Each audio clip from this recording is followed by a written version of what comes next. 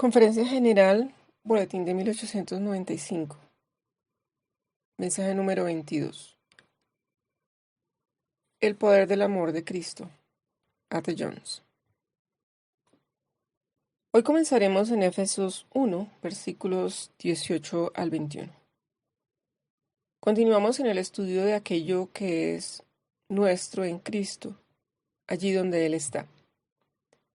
Constituye una parte de esa oración elevada para que sepáis cuál es la extraordinaria grandeza de su poder para con nosotros, los que creemos, según la acción de su fuerza poderosa. Esta fuerza operó en Cristo, resucitándolo de los muertos y sentándolo a su derecha en lugares celestiales, o en la existencia celestial, como vimos en el capítulo 2, versículo 6. Y lo mismo encontramos en Filipenses 3, del 8 al 10. Leo, abro comillas.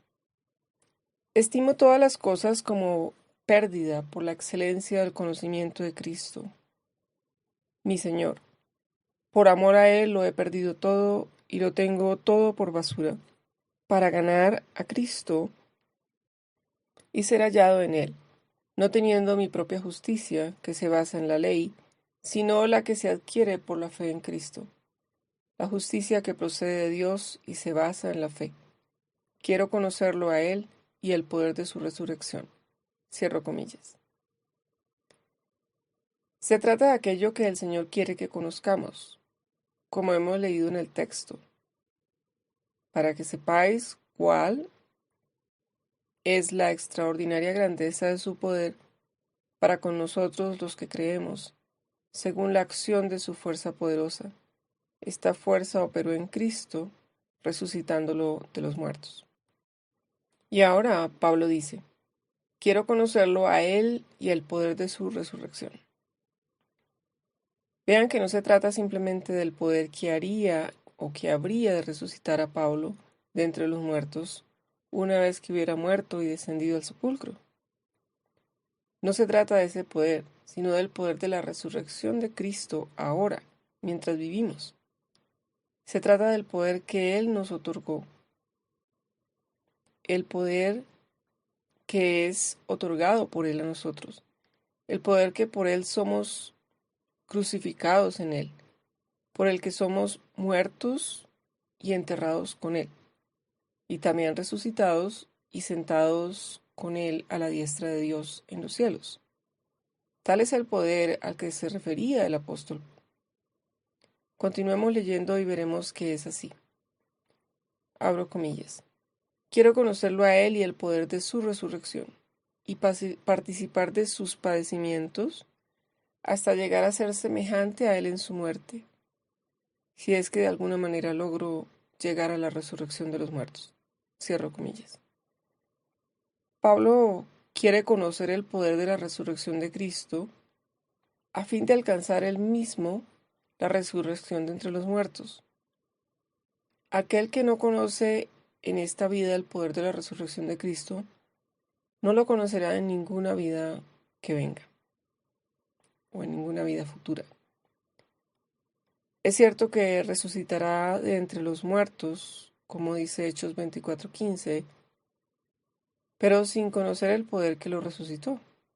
De forma que cualquiera que no esté familiarizado con el poder de la resurrección de Cristo antes de morir, no conocerá jamás el poder que tiene la resurrección de Cristo sobre dicha muerte. Tenemos en esta oración inspirada el objeto o la razón para querer conocer esa fuerza sobreabundante, ese poder para todo el que cree, de acuerdo con la operación de su poder prodigioso, que fue el que actuó en Cristo cuando resucitó de entre los muertos y lo sentó allí. En Cristo conocemos el poder que nos eleva juntamente con Él a partir de la posición de muertos en delitos y pecados, para sentarnos con Él en la existencia celestial. Leemos ahora en Efesios 1, 20-21. Leo, abro comillas. Esta fuerza operó en Cristo, resucitándolo de los muertos y sentándolo a su derecha en lugares celestiales, sobre todo principado y autoridad, poder y señorío, y sobre todo nombre que se nombra, no solo en este siglo, sino también en el venidero. Cierro comillas. Ese poder de Dios que nos elevó en Cristo, sobre todo principado, autoridad, poder y señorío de este mundo, es hoy el objeto de nuestro estudio. Hemos de comenzar por saber en qué consisten dichos principados y autoridades en este mundo. Antes de ello, no obstante, recordemos una vez más el hecho de que en Cristo encontramos, y hemos de conocer, ese poder que nos eleva con Él, y con Él sobre todo principado y autoridad de este mundo. Hay una separación entre Iglesia y Estado. Hay una separación del mundo. Eso nos coloca en una posición en la que gozamos de una protección mucho mayor que la que pueden prestar los poderes de este mundo. Permanece ese hecho de fe. Para saber más a propósito de esos poderes, leamos en el segundo capítulo. Abro comillas. Él os dio vida a vosotros cuando estabais muertos en vuestros delitos y pecados, en los cuales anduvisteis en otro tiempo, siguiendo la corriente de este mundo, conforme al príncipe de la potestad del aire, el espíritu que ahora opera en los hijos de desobediencia. Cierro comillas. Hay un espíritu que obra en este mundo en los hijos de desobediencia, que es el espíritu de este príncipe del poder del aire. Es de ese término príncipe de donde deriva el concepto de principado. En las formas monárquicas de gobierno hay principados, ducados, reinos e imperios. Se entiende por principado el territorio, jurisdicción o dominio de un príncipe. Ducado, el de un duque, reino, el de un rey e imperio, el de un emperador. El texto confirma que Cristo nos ha elevado por sobre todo principado y poder que hay en este mundo, o que sea de este mundo. Nos ha situado más allá del mando de ese espíritu que rige en los hijos de desobediencia. Podemos, por lo tanto, sentirnos dichosos y agradecer al Señor por habernos elevado en Cristo por encima de ese príncipe, por encima de toda su jurisdicción y de todo su poder. Esa es la idea, puesto que en Cristo nos ha colocado por encima de todo principado, autoridad, poder y señorío existentes en este mundo. Leamos ahora Efesios 6:10 y siguientes. Abro comillas. Por lo demás, hermanos míos, fortaleceos en el Señor y en su fuerza poderosa, vestidos de toda armadura de Dios, para que podáis estar firmes contra las acechanzas del diablo. Cierro comillas. ¿Contra quién ha de contender el cristiano en este mundo? En relación con los principados, potestades, dominios e imperios de este mundo. ¿Contra quién ha de contender el cristiano? Contra el diablo, para que podáis estar firmes contra las acechanzas del diablo.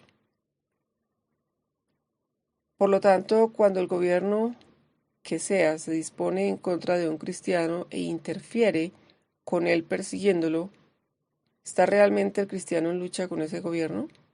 No. Es contra el diablo con quien está en conflicto.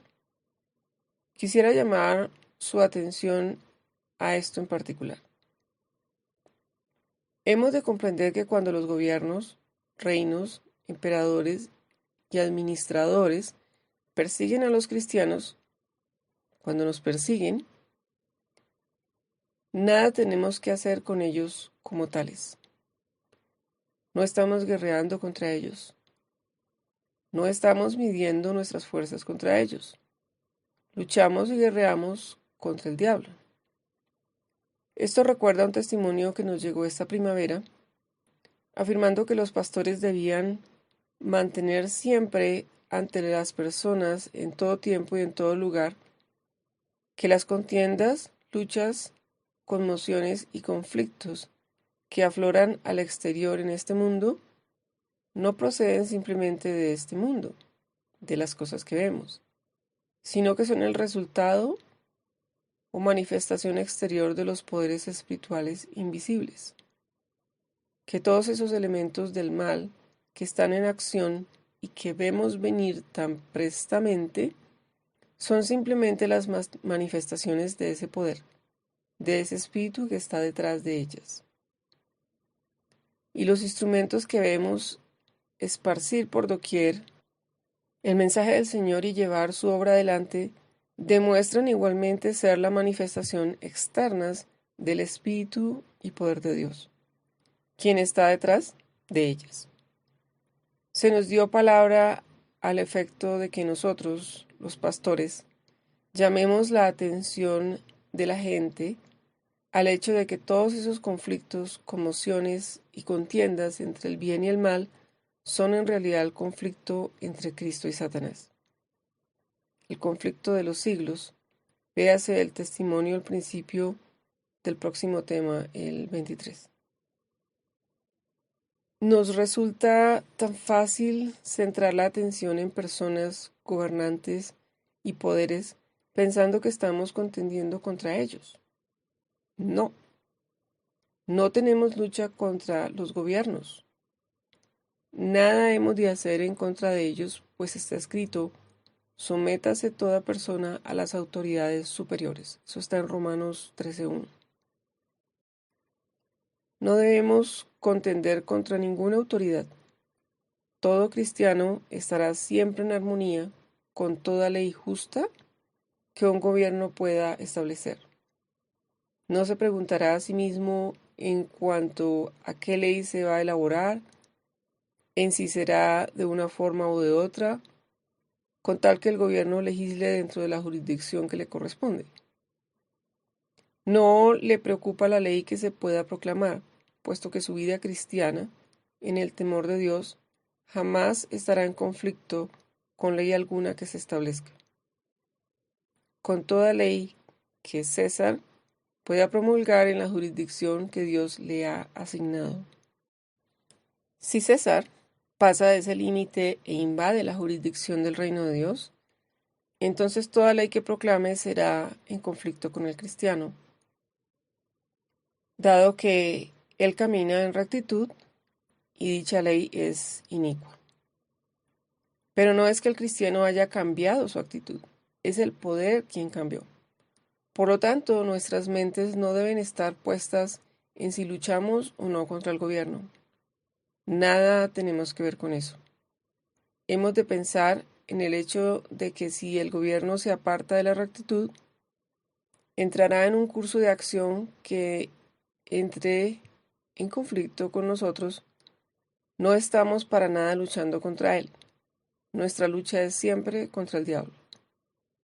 Los gobiernos son sangre y carne.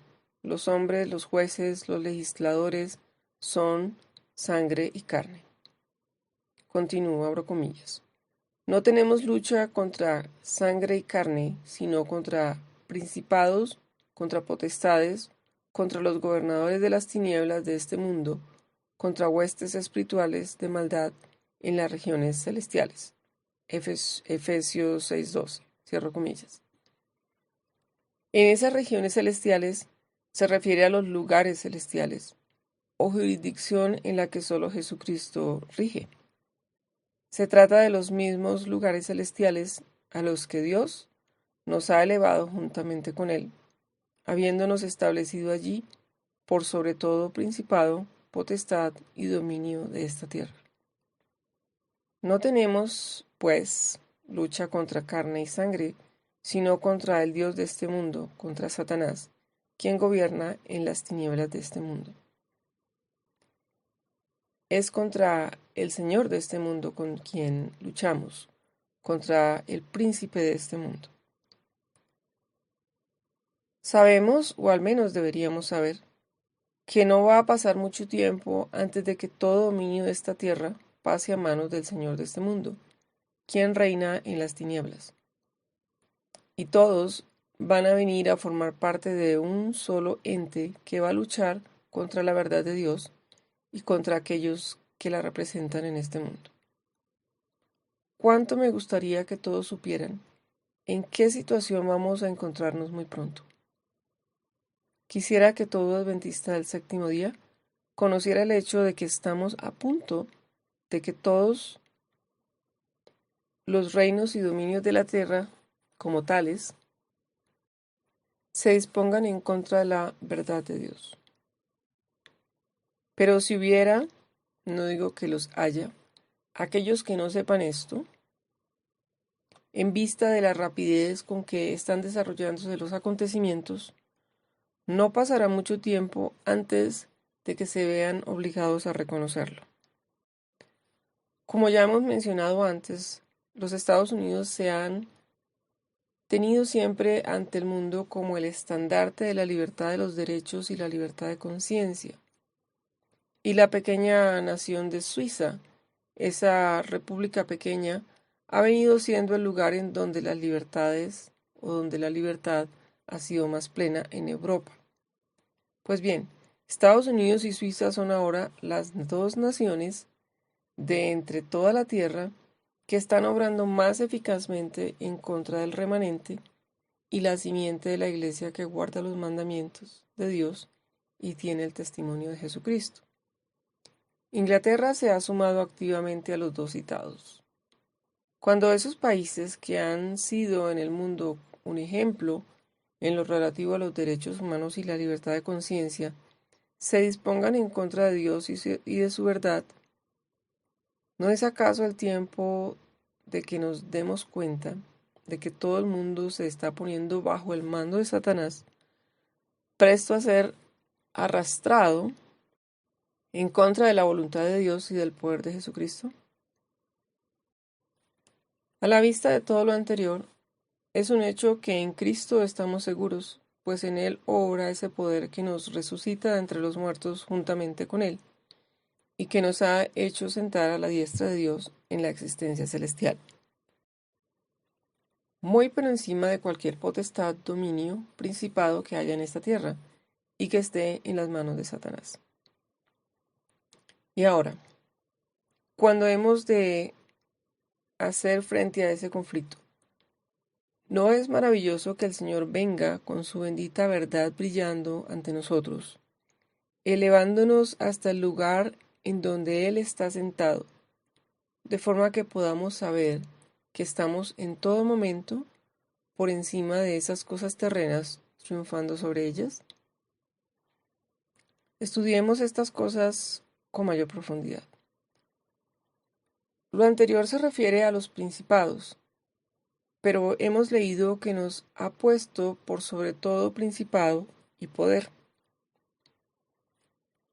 El griego original emplea una palabra para poder, que podréis comprobar idiomáticamente que se refiere a un poder o autoridad ejercidos en contra del derecho. La traducción literal es autoridad. Es cierto que hay acepciones secundarias, aparte de su significado absoluto. En un empleo más libre del término, el carácter de ese poder viene determinado por el contexto en el que se ejerce. Por ejemplo, referido al poder de Cristo y la autoridad del Señor, tendría una connotación legítima y apropiada, pues a Él pertenece en todo derecho el poder y la autoridad. Pero si se refiere a los poderes de este mundo, adquiere necesariamente la connotación mundana y el espíritu que en él rige, retomando a su significado absoluto, que es el ejercicio del poder o autoridad en contra del derecho. ¿Dónde comenzó en el universo la obtención de poder o autoridad en contra del derecho? Se originó con la rebelión de Lucifer, en su exaltación de sí mismo. Satanás trajo ese poder a nuestro mundo y lo introdujo aquí mediante el engaño, al tomar posesión de este mundo.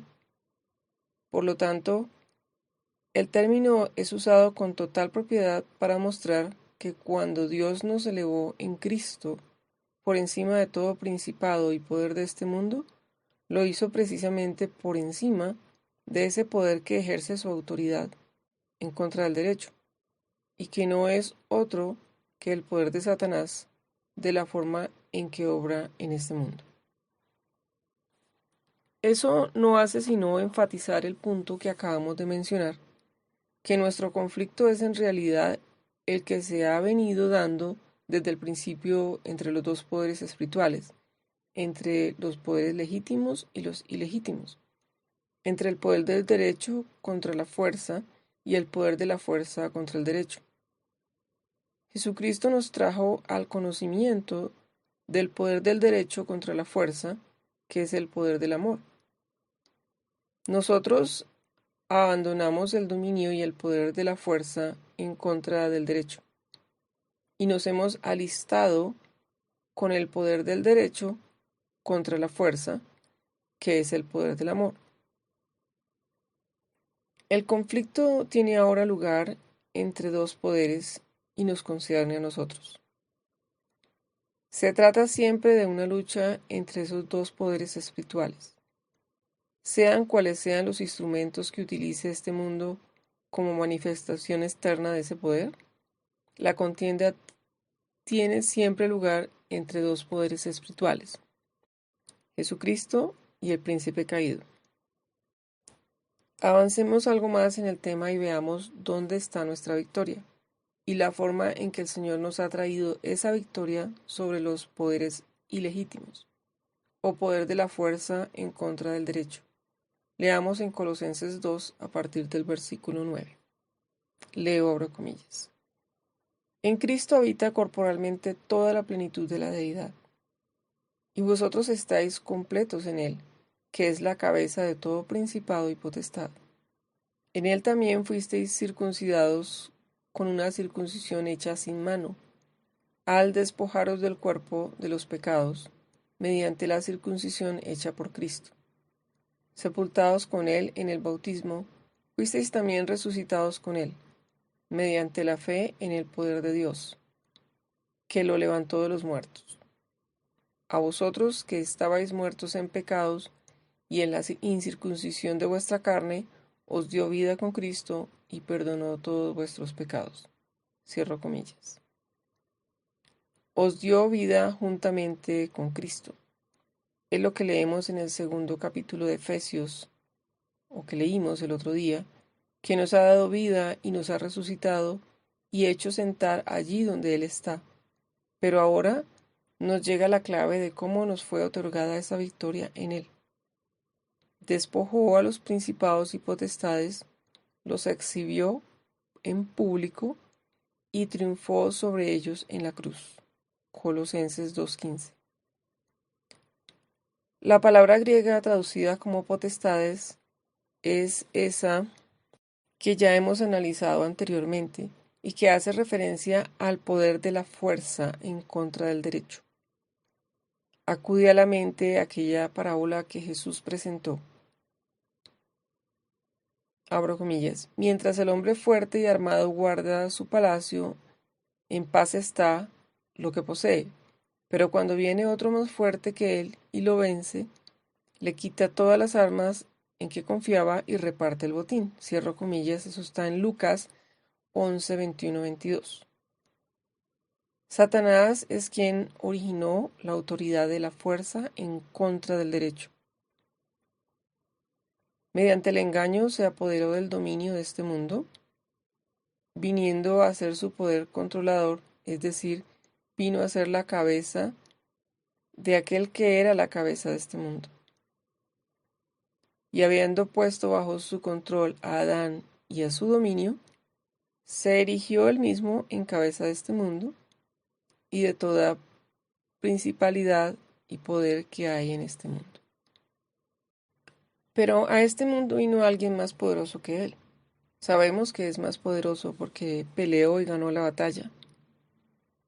Llegó el segundo Adán, no de la forma en que vino el primero, sino de la condición en que el primer Adán había hecho que fueran sus descendientes en el momento de llegar el segundo Adán.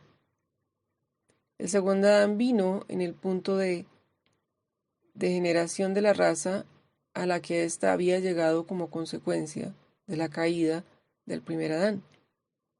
El segundo Adán vino así y disputó el dominio a aquel que había tomado posesión.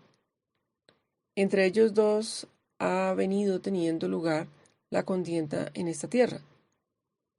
Se trataba de ver si el botín sería repartido o bien si debía quedar íntegramente en las manos de aquel que lo había arrebatado mediante la fuerza en contra del derecho. El que vino a este dominio rebelde demostró ser más poderoso que el que había tomado posesión, venciéndolo a cada paso mientras vivió aquí. Entonces, a fin de mostrar a todo el universo cuánto más poderoso es que su enemigo, Jesús no solo venció a Satanás a cada paso mientras vivió aquí, sino que después se puso, una vez muerto, en las manos del poder de aquel otro que había usurpado la posesión. Este se apresuró a encerrarlo en su prisión, en su fortaleza, pero Jesús, aun estando muerto, saqueó el poder de Satanás. Ha demostrado así no solo que es más poderoso que Satanás cuando estaba vivo, sino que aun estando muerto es más poderoso que Satanás. Se levantó de la tumba y proclamó ante el universo: yo soy el primero y el último, el que vive, el que estuve muerto, pero vivo por los siglos de los siglos. Amén. Y tengo las llaves de la muerte y del Hades. Apocalipsis 1, 17 y 18. El Señor vive hoy, alabado sea su nombre. Bien, teniendo presente que cuando Cristo estuvo muerto fue más poderoso que todo el poder del diablo, ¿qué no será capaz de hacer el Cristo viviente, el que está ahora sentado a la diestra de Dios? ¿Qué motivo podríamos tener para el desánimo? ¿Os parece que deberíamos estar temerosos, aun en presencia de todos los principados, poderes y dominios con que el diablo pueda convocar esta tierra? No, ciertamente, pues aquel que está ahora vivo con nosotros, cuando estuvo muerto fue más poderoso que Satanás con todo su poder. Pero Cristo vive por los siglos de los siglos. Nosotros vivimos en Él, y todo su poder está dispuesto en favor nuestro, todo su poder viviente.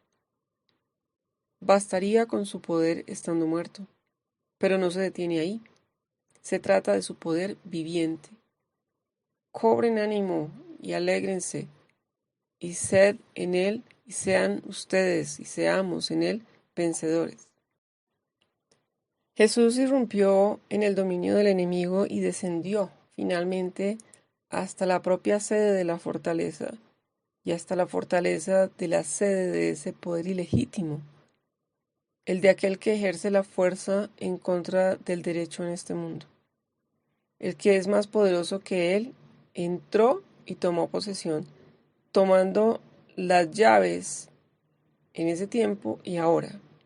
Gracias sean dadas al Señor. Por lo tanto, si ese poder ilegítimo nos llevara a algunos de nosotros a esa misma prisión, esa fortaleza, ese cautiverio, no hay ningún problema. No podrá retenernos allí porque nuestro amigo posee las llaves. Cristo tiene las llaves. Cuando Él quiera hacernos regresar, dará vuelta la llave y la puerta se abrirá de par en par, y saldremos felizmente. Para mostrar cuán completamente había tomado posesión de las llaves, cuando Cristo ascendió, las llevó consigo, siendo su segura y eterna posesión. Es por eso que declara: a cada uno de nosotros fue dada la gracia conforme a la medida del don de Cristo, por lo cual dice: subiendo a lo alto, llevó cautiva la cautividad y dio dones a los hombres. Efesios 4, 7 y 8, del 7 al 8. Despojó a los principados y potestades. Cuando ascendió llevó consigo una multitud de cautivos que habían estado en ese dominio de la muerte y de Satanás. En referencia al tiempo de la crucifixión de Cristo, leemos en Mateo 27, del 51 al 53 lo siguiente, leo abro comillas. La tierra tembló, las rocas se partieron, los sepulcros se abrieron, y muchos cuerpos de santos que habían dormido se levantaron, y después que él resucitó, salieron de los sepulcros. Cierro comillas. En la crucifixión de Cristo los sepulcros se abrieron. ¿Cuándo salieron de ellos? Después de la resurrección de Jesús. Ciertamente, cuando ascendió, repartió el botín. Llevó una multitud de cautivos y al ascender a lo alto ellos también ascendieron, de forma que aquella comitiva de cautivos fue rescatada del territorio del enemigo. Tal es la escena que aquí se invoca, habiendo despojado a los principados y potestades, exponiéndolos públicamente y haciendo patente o latente el triunfo. El término triunfo en Colosenses 2:15 se refiere al triunfo tal como lo entendían los romanos. Se reconocía ese triunfo al general que había incursionado en un país enemigo, lo había combatido, había tomado el botín y también cautivos de aquel territorio, exhibiéndolos a su regreso. En el caso de haber ciudadanos romanos cautivos en el país enemigo, los liberaba y traía de regreso a casa. Y una vez que la victoria era completa y había retornado, el Senado le reconocía el triunfo, sentándolo en un carro magnífico tirado por 6 u 8 de los mejores caballos, todos de un mismo color. Llevando tras sí el botín y los cautivos, se paseaba de una parte a otra de la ciudad, exhibiéndolos por las calles de Roma y recibiendo de la gente los honores propios de un gladiador triunfante. Jesucristo nuestro conquistador, el que venció en nuestro favor, vino a esta tierra del enemigo y peleó nuestras batallas. Nosotros estábamos prisioneros bajo ese poder ilegítimo. Nuestro amigo vino aquí, nuestro general, disputó nuestras luchas, llegó hasta la ciudadela del enemigo, demolió su fortaleza y dejándola abierta de par en par, tomó las llaves y el botín. Liberó los cautivos y los condujo triunfantes a lo alto, a su gloriosa ciudad. Gracias a Dios que nos lleva siempre en triunfo en Cristo Jesús. Colosenses 2:14. En Él somos triunfadores de ese poder ilegítimo, ejercido como fuerza en contra del derecho. Y en ese triunfo sobre Satanás queda manifiesto ante el universo expectante el poder del derecho sobre la fuerza. Observen bien, el poder del derecho contra la fuerza no puede nunca recurrir a dicha fuerza. Pueden ver ahí el principio de la no resistencia por parte del cristiano, que es el propio Espíritu de Jesucristo. ¿Podía Jesús recorrer a la fuerza para demostrar el poder del derecho contra la fuerza? No. Para mantener el poder de la fuerza contra el derecho, es necesario que dicha fuerza se ejerza en toda oportunidad, puesto que es su único recurso para vencer. El derecho recibe, en el mejor de los casos, una consideración secundaria.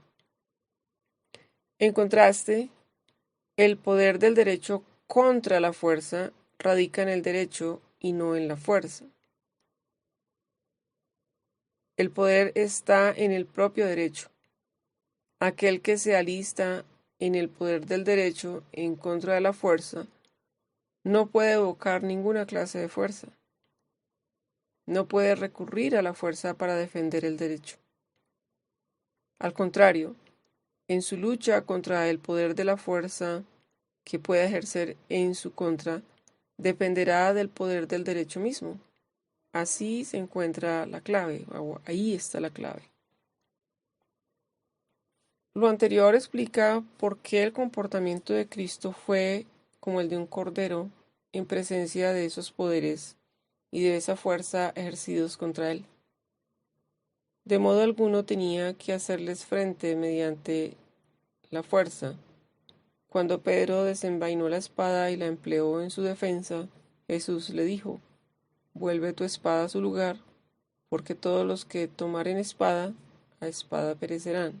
Mateo 26:52. Una vez comprendemos eso, todas las cosas se aclaran en cuanto a la conducta que debemos observar aquí, allí y en cualquier lugar. Estamos comprometidos fielmente con el poder del derecho en contra de la fuerza, que es el poder del amor.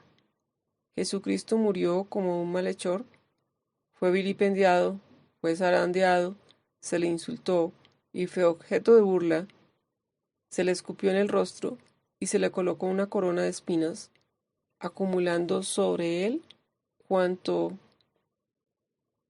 encontraron de ofensivo y despectivo, y murió bajo esa dolorosa carga, fiel al poder del derecho en contra de la fuerza. Y ese poder en fidelidad al cual murió Cristo ha revolucionado desde entonces el mundo, y lo tiene que revolucionar en nuestros días como nunca antes lo hiciera. Tan pronto como Dios pueda tener un pueblo comprometido de corazón con ese principio, que esté dispuesto a no apoyarse en ninguna cosa que no sea el principio absoluto del derecho y el solo poder de éste, que es el santo y seña con el que estamos comprometidos, veremos y todo el mundo verá a ese poder obrando como nunca antes lo hiciera.